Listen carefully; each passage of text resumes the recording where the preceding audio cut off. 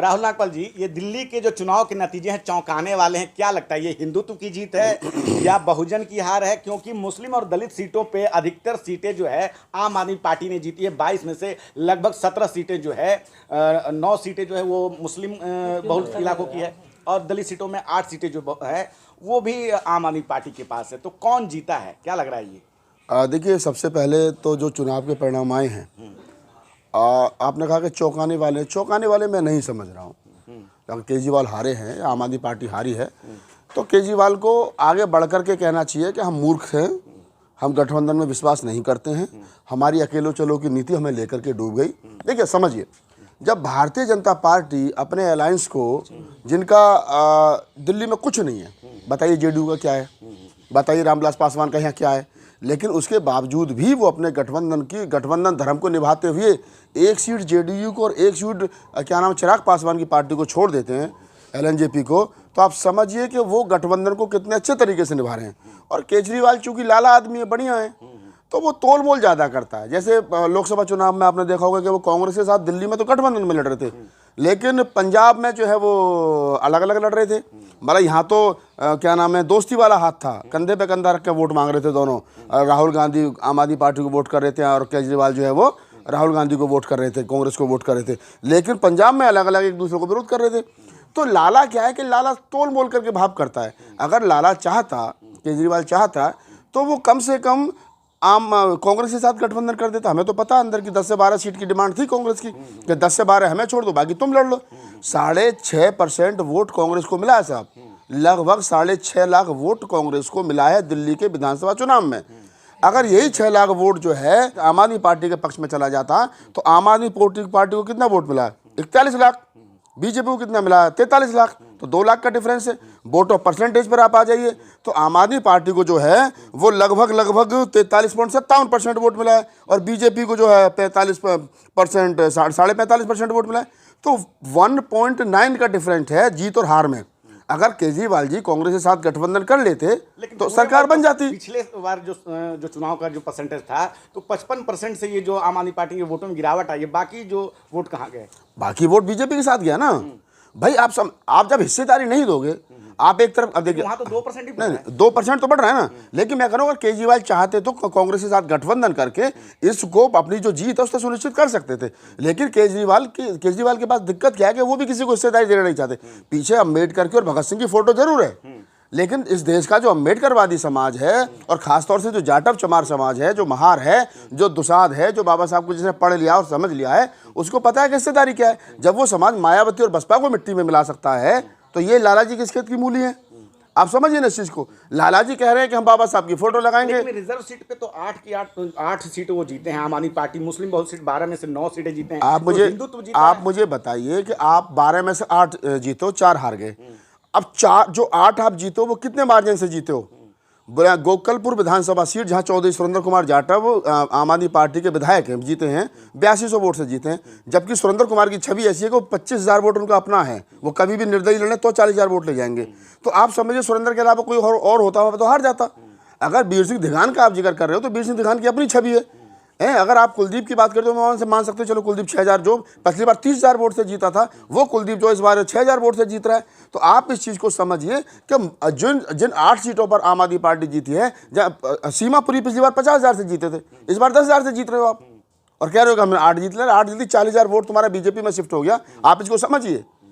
और बीजेपी को ऐसा शिफ्ट नहीं हुआ है वो वोट, उसको पता है कि लाला जी राज्यसभा सांसद बनाने हैं केजरीवाल को, तो किसको बनाएगा? आज तक 6 दिल्ली से और 7 पंजाब से 13 राज्यसभा सांसद बने। 13 में ना कोई मुसलमान है, ना कोई दलित है, ना कोई पिछड़ा है। अच्छी पोस्टों पर कोई सीटों में जो है 17 सीटें लगभग मुस्लिम और दलित बहुल सीटें हैं। ये और भी बढ़ती। अब मुस्तफावाद का जिक्र कर लीजिए ना। मुस्तफावाद पर 45% मुस्लिम आबादी है। उसके बाद में मोहन सिंह विश्वा चुनाव जीत गए 17,000 वोट से। क्यों? क्योंकि ताहिर हुसैन AIM से लड़ गए, 30,000 वोट वो ले गए, कांग्रेस वाला 17,000 वोट ले गए। तो मुसलमानों ने खुद ही बीजेपी को थाली में सजा करके मुस्तफाबाद सीट दे दी है। तो हिंदुत्व की जीत को सीधे सीधे माना जाएगी। देखिए, हिंदुत्व आप इसको कह सकते हो, लेकिन मैं एक राजनीतिक सोच के आधार पर यह कह सकता हूं कि केजरीवाल का फेलियर है, केजरीवाल का घमंड, केजरीवाल का जो कहीं ना कहीं उनका अहंकार है, उसके चलते ये जीती है। और दूसरा, कांग्रेस और बेहतर कर सकती थी। केजरीवाल के हथियार से ही उनको जो है उन्हीं के हथियार से उन पे आक्रमण किया गया, फ्री वीज के प्लान से ही उनको हराया गया है। मैं क्या रहा हूँ, केजरीवाल 2100 दे रहे थे, बीजेपी 2500 की घोषणा कर दी। और जब वही बात केजरीवाल के पास में कोई सैद्धांतिक राजनीति तो है नहीं। केजरीवाल के पास या फ्री, हमने स्कूल अच्छे कर दिए, हमने ये अच्छा कर दिया। और जब वही धर्म भी मिल रहा है, अब मंदिर भी सुरक्षित हो रहे हैं हमारे, और मुसलमानों को गाली भी दी जा रही है, और क्या नाम है, फ्री भी बीजेपी को ने घोषणा कर दी, तो फिर बीजेपी में क्या कमी है भाई? जिस पिच पर आम आदमी पार्टी बैटिंग करी थी, उसी पिच पर आकर के बैटिंग जो है वो धर्म के आधार पर, धर्म प्लस फ्री बीजेपी ने कर दी, तो बीजेपी जो है वो ले गई 48 सीटें 27 साल के बाद में। आप इस चीज़ को समझिए कि जो भी हुआ है वो, मैं कह सकता हूं कि उतना संभावनाएं नहीं थी। हम भी सोच रहे थे कि 45 सीट के आसपास आम आदमी पार्टी जीतेगी, और हमें भी ये पता था कि 20 से 25 सीट जो है 20 सीट के आसपास बीजेपी जीतेगी। लेकिन जो अंत में सीटें हारी गई 500, 600, 800, 1000, इसके लिए केजरीवाल की प्लानिंग खुद जो, जब उनके बड़े नेता हार गए। जिम्मेदार नहीं मानते हम किस बात के जिम्मेदार कि हैं? आपने आम आदमी पार्टी के खिलाफ मोर्चा खोला, उसकी कमी बताई, दलितों के साथ ये कर दिया। हाँ, तो क्या हम अपने लोगों को सचेत ना करें? जब हम बहन जी के खिलाफ लोगों को, बहन जी की गलत नीतियों के बारे में बोल सकते हैं, जब हम कांग्रेस की गलत नीतियों के बारे में बोल सकते हैं, तो केजरीवाल हमारे रिश्तेदार है। कौन है केजरीवाल भाई? क्यों दुख हो रहा है आपको? हमें का दुख हो रहा है? हमें तो 1% भी दुख नहीं है, हमें आधा % भी दुख नहीं है। देखिए मैं बता रहा हूँ आपको, आपका संविधान कैसे बचेगा? संविधान यही था, यही है और यही रहेगा। तो कांग्रेस को क्यों ले और सुन लो भैया, सुन लो, कांग्रेस की जो दुर्दशा इस चुनाव में हुई है लगातार तीसरी बार, हालांकि उनका वोट ऑफ परसेंटेज बढ़ा है, 2% वोट उनका बढ़ा है, लेकिन राहुल गांधी और फ्री स्टाइल कुश्ती खेल जाते हैं। आप खुश हैं बीजेपी के जीतने से? नहीं, मैं खुश नहीं हूँ, क्योंकि मेरी विचारधारा मैच नहीं करती है। लेकिन जब क्या नाम है, ये आ गया है भाई, मैंडेट मिल गया उनको, तो इसमें मेरे खुश होने ना खुश होने से कुछ होने वाला तो है नहीं। लेकिन मैं ये कह सकता हूँ कि अगर उनको 45% वोट मिला है बीच भारतीय जनता पार्टी को, तो ये कोई बहुत बड़ी बात नहीं है। अभी 6 महीने पहले लोकसभा चुनाव हुए थे, तब भी उनको 50% से ज़्यादा वोट मिला था, तो ये कोई बहुत बड़ी बात नहीं है कि उनको वोट इतना क्यों मिल गया। वोट उनके पास है ऑलरेडी, तो मिल गया। अब मुझे बता दीजिए, इस देश में पूरा देश देख लो, दिल्ली देख लो, केजरीवाल के पास किसका वोट है? अभी केजरीवाल जाति से बनिया है, तो क्या बनिया वोट उसको करता है? नहीं ना। मनीष सिसोदिया ठाकुर है, क्या ठाकुर वोट करता है? नहीं ना। आतिशी किस जाति के, आतिशी की जाति के वोट मिलते हैं? नहीं ना। संजय सिंह ठाकुर है, क्या ठाकुर वोट करता है? नहीं ना। राघव चड्ढा पंजाबी, तो पंजाबी ने वोट दिया है? नहीं ना। जब उनके जो शीर्ष नेतृत्व जिस जाति से आते हैं, उस जाति का वोट ही उनके साथ नहीं है। वोट तो चाहिए उनको मुसलमानों का, दलितों का, पिछड़ों का, मुख्य बैकवर्ड का है। और जो जब राज्यसभा जाएंगे तो राज्यसभा जाएंगे लाला जी, ठाकुर जी, दुबे जी, त्रिवेदी, चतुर्वेदी, उपाध्याय जी, गुप्ता जी, मिश्रा जी। तो ये अब आम आदमी भी सोचता है कि अगर उनके पास में 5-7% वोट कम हुआ है, तो उसका सबसे बड़ा कारण यह है कि केजरीवाल जो कहते हैं, अब केजरीवाल से पूछ रहा हूँ जातिगत जनगणना के बारे में क्या राय है उनकी, तो वो नहीं बोलेंगे। रिजर्वेशन में प्रमोशन के मामले पर क्या रहा है? नहीं बोलेंगे। निजी क्षेत्र में आरक्षण होना चाहिए, नहीं होना चाहिए, नहीं बोलेंगे। तो आप समझिए कि केजरीवाल भी कहीं ना कहीं खामोशी से मनुवाद का ही समर्थन कर रहे हैं। और ये देखिए, एक मनुवादी चला गया, दूसरा मनुवादी आ गया। एक कट्टर मनुवादी है, एक सॉफ्ट मनु। अरे हम तो पहले दिन से कह रहे हैं, हम तो कितनी बार कहा है उसकी पैंट के नीचे खाली। अगला चुनाव बिहार में है, क्या लगता है इस चुनाव का कितना असर आएगा ठीक 6 महीने बाद? मैं ये कह सकता हूँ बिहार के चुनाव के बाद में एडवांस में, कि अगर कांग्रेस ने अपनी गलतियां नहीं सुधारी जो वो लगातार कर रही है, कांग्रेस के पास में संगठन नहीं है, कांग्रेस के पास अच्छे वक्ता नहीं है, राहुल गांधी के आसपास ऐसे जो लोग नहीं है जो चेहरे हों। भाई आपको दलितों का वोट चाहिए तो दलित चेहरा आपके साथ होना चाहिए, चमार होना चाहिए, नहीं है, दुसाद होना चाहिए, नहीं है। कहाँ है बताइए? आप कांग्रेस पर उंगली नहीं उठा सकते। क्यों नहीं उठा सकते? हम कह रहे हैं ना आपको कि राहुल गांधी के आसपास दलित चेहरा नहीं है, मुस्लिम चेहरा बताइए। इमरान प्रताप खड़गे साहब राष्ट्रीय अध्यक्ष है, उनकी उम्र हो चुकी है, जवान यूथ चेहरा राहुल गांधी के साथ कोई है नहीं है। और दूसरी बात में एक बात, इससे बड़ी बात ये कह रहा हूँ कि बिहार के अंदर जो जातियाँ, जैसे जातिगत जनगणना की बात हुई, तो जातिगत जनगणना कराई नीतीश सरकार ने। उन जातिगत जनगणना के आधार पर जो सर्वे हुआ है, क्या राहुल गांधी ये कहेंगे कि जब हमारी सरकार बनेगी, जेडीयू की सरकार या आपके गठबंधन की सरकार बनेगी, इंडिया गठबंधन की सरकार बनेगी, तो क्या राहुल गांधी उन आंकड़ों के आधार पर हिस्सेदारी सुनिश्चित करेंगे? क्या राहुल गांधी ये बताएंगे कि जो बीजेपी ने संस्थान बेच दिए हैं, क्या उनको वो वापस लाएंगे? क्या फ्री शिक्षा जो कांग्रेस के ज़माने में मिलती थी, क्या इस पर वो कहेंगे हमारी सरकार आएगी तो फ्री शिक्षा करेंगे? या जो सरकारी स्कूल हैं उनको जो ख़त्म किए जा रहे हैं उनको पहले की तरह करेंगे, उनको बेहतर करेंगे? या जो निजी हाथों में शिक्षा सौंप दी गई है, उन निजी हाथों से किस शिक्षा को कंट्रोल किया जाएगा? तो ये बेसिक सवाल, बेसिक मन से बोलने से काम नहीं चलेगा, उसको अपने एजेंडे में डालना पड़ेगा, मैनिफेस्टो में डालना पड़ेगा। नागपाल जी, एक सवाल है कि पिछले 4-5 महीने से लगातार चुनाव प्रचार आम आदमी पार्टी कर रही थी, लेकिन राहुल गांधी का 1 हफ्ता चुनाव प्रचार उनके ऊपर भारी पड़ गया। देखिए, मैं ये कह सकता हूं कि राहुल गांधी अगर 10 दिन पहले और एक्टिव हो जाते, देखिए मुझे पता है कि अंदर से राहुल गांधी को पर ये दबाव था कि आप ज़्यादा प्रचार मत करो, बीजेपी की सरकार बन जाएगी, हैं, लेकिन वो तो बन नहीं थी, वो तो बन गई फिर भी। लेकिन राहुल गांधी अगर और प्रचार कर जाते तो कम से कम कांग्रेस और मजबूत हो जाती, कांग्रेस 10% के आसपास आ कौन जाती। दबाव डाल रहा है राहुल गांधी पे? इंडिया गठबंधन का दबाव तो हमें तो सब अंदर तक का टूट पता गया है। इंडिया गठबंधन तो इंडिया आपको कहाँ गठबंधन है? के जो बड़े नेता थे, जो अखिलेश यादव हैं, जो आम आदमी पार्टी के लिए वोट मांग रहे थे, अन्य क्या नाम है जो कैराना की सांसद हैं, वो आकर के यहाँ वोट मांग रही थी। तो ऐसा नहीं है कि केजरीवाल की सरकार बनाने के लिए बहुत सारे लोग आ रहे थे सामने इंडिया गठबंधन के, लेकिन दूसरी तरफ कांग्रेस चुनाव भी लड़ रही थी। तो कांग्रेस चुनाव लड़ रही थी तो राहुल गांधी के ऊपर भी दबाव था। अब देखो, भारत जोड़ो न्याय यात्रा दिल्ली में शुरू होनी थी, बाद में उसको ठंडे बस्ते में डाल दिया गया, देवेंद्र यादव के हाथ में सौंप दिया गया, आप करिए उसको। तो ऐसा नहीं है, आप इस चीज़ को समझिए कि राहुल गांधी, मैं कह रहा हूँ, उनको थोड़ा सा उग्र होना चाहिए था, थोड़ा सा रोड पर और उतरना चाहिए था, और सभाएं करनी चाहिए अरे थी, बीमार हो गए थे और होना चाहिए था, तो होता रिजल्ट और बेहतर होता, कांग्रेस और मजबूत थे होता। ना वो। बीमार तो सारी दुनिया, हम खुद बीमार, हमारा गला खराब है, हम लोग जो कर सकते थे हमने वो किया है। तो ऐसा नहीं है कि मतलब बहुत सारी चीज़ें हमारे हाथ में है, लेकिन हम जो कर सकते हैं इस देश के जो जमहूरियत है उसको बचाने के लिए, लोकतांत्रिक ढांचे को बचाने के लिए। आबादी का एक जो बहुत बड़ा वोट है वो भाजपा के साथ है। देखिए, आप ये समझ लीजिए, मैं आपको बता दूं, जो बहुजन तो छोड़िए, फिलहाल दलित पर बात कर लेते हैं।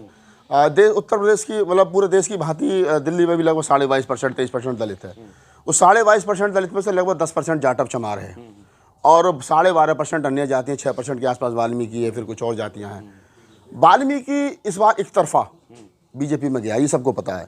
खट्टी की एक तरफा गया है, कोली की तरफा, जो शेड्यूल कास्ट की अन्य जातियाँ में एक तरफा गई हैं।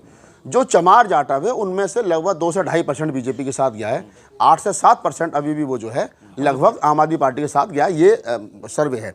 और दूसरी बात है कि मैं बता दूं वो क्यों गया है, क्योंकि जो चमार जाटव है वो बाबा साहब को समझता है, उनकी राजनीति को समझता है, तो वो किसी भी हाल में बीजेपी को वोट नहीं कर सकता। बसपा खत्म थी, आप देखो कि उसको आधा % वोट पड़ा है, 55,000 टोटल वोट पड़ा है, 53,000 नोटा को पड़ा, तो नोटा और बसपा में यहाँ कंपटीशन था, नोटा को 53, उनको 55, तो 2000 से बसपा जीती है नोटा से। नहीं, खुश तो हम पहले भी, हम खुश तो मैं, मेरा कहने का मतलब ये है कि जिस प्रकार से आप इन चीज़ों को समझिए कि जो हुआ है, ये समीकरण हुए, भाजपा समावेशी राजनीति कर रही है, तभी सभी मतलब जो है वाल्मीकि खट्टे सब लोग उनको वोट कर रहे हैं। देखिए, बीजेपी ने पहली बार जाटव प्रत्याशियों पर दाव लगाया है। भारतीय जनता पार्टी इतनी आसानी से जाटव प्रत्याशी नहीं उतारती थी दिल्ली में, लेकिन इस बार लगातार उसने कई सीटों पर जाटव प्रत्याशी उतारे हैं। आप देखिए, रिजर्व सीट, हाँ, उन्होंने ये भी कहा है कि हमने 12 के बजाय 13 पे लड़ाए जी हाँ, हैं, ठीक है, ये भी उन्होंने कहीं ना कहीं कहने की कोशिश और बताने की कोशिश की है। और जैसे आप देखिए कि दुष्यंत गौतम को लड़ा दिया जाटव, अब परवीन निमेश को गोकरपुर लड़ा दिया जाटव, राजकुमार आनंद को लड़ा दिया जाटव, प्रियंका गौतम को लड़ा दिया जाटव, और ऐसी तमाम वो सीटें, सीमापुरी पे क्या नाम है, कुमारी रिंकू को लड़ा दिया जाटव चमार। तो 12 में से 8 सीट पर जाटव लड़ाए उन्होंने पहली बार। और गोकलपुर विधानसभा सीट पर परवीन निमेश पहली बार मतलब जब विधानसभा बनी थी, जब चौधरी फतेह सिंह लड़े थे, जाटव थे, अब 23-27 साल के बाद में जाटव उन्होंने लड़ाया। ये माना जाए कि उनको लग रहा है कि सबका साथ सबका विकास कर रही है। देखिए, वो मैं ये नहीं कह रहा हूँ कि विकास कर रही है नहीं कर रही, लेकिन वो जाति के आधार पर गोटियां सेट करना जानती है बीजेपी। किस प्रकार के किसको कितनी हिस्सेदारी देनी है, वो चाहे दिखावे में ही हो, कागजों में हो, लेकिन करती। जैसे मैंने कहा ना कि जेडीयू को भी एक सीट दे दी, चिराग पासवान को भी एक सीट दे दी, जब उनका कोई वजूद नहीं है दिल्ली में, लेकिन उन्होंने गठबंधन धर्म निभाया। और केजरीवाल जी क्या कर रहे हैं कि दिल्ली में तो कांग्रेस के साथ गठबंधन में, लोकसभा में, और पंजाब में आर पार की लड़ाई है। शीश महल और यमुना नदी का जो एक इमेज डेंट लगा, इससे भी शीश महल वगैरह मैं नहीं समझता उससे कुछ डेंट वेंट पड़ा है। सीधी सी बात ये थी कि एक तो हिंदुत्व की राजधानी, ऊपर से महाकुंभ चल रहा है, ऊपर से लोग धर्म में अंधे हैं, उसकी भी थी। और तीसरी बात यह है कि जो उनका सॉफ्ट हिंदुत्व केजरीवाल का और मोदी का, मतलब एक तरह से हार्ड हिंदुत्व, तो उन्होंने देखा कि हिंदुत्व इधर भी है उधर भी है। मुसलमानों ने एक तरफा वोट दिया, उसमें तो कोई डाउट है नहीं। एक सीट अगर मुस्तफाबाद को छोड़ दिया जाए, कि मुस्तफाबाद अकेली सीट 5 फरवरी को गंगा नहाने भी गए हुए थे, हाँ, महाकुंभ में स्नान, तो बहुत सारी चीज़ें हैं। केजरीवाल भी कोई दूध के दूल्हे नहीं है। केजरीवाल का ये हाल जो हुआ है कि वो अपनी सीट पे पिछली बार से 25,000 कम वोट पड़ा है उनको। नई दिल्ली पर वो 4,000 से हार गए, पिछली बार 21,000 से जीते थे, तो आप समझिए कि उनका 25,000 वोट कहाँ चला गया। कुछ लोग कह रहे हैं कि पंजाब के सीएम बन सकते हैं केजरीवाल, अब हटाएंगे भगवंत कल मान को क्या होगा क्या नहीं होगा तो भविष्य के गर्म में बहुत सारी चीजें मेरी चाची के मुंह से होंगी, तो वो चाचा होगी, जेल भी जा सकते हैं ना। वो तो केजरीवाल साहब ने खुद कहा था कि अगर मुझे जेल जाना बेहतर तो बीजेपी को वोट देते ना, और मुझे जेल से बाहर रखना चाहते थे, मुझे दे दो, लोगों ने बीजेपी को दे दो, तो अपने अपनी बात के अकॉर्डिंग ही चले गए जेल में, कोई दिक्कत नहीं।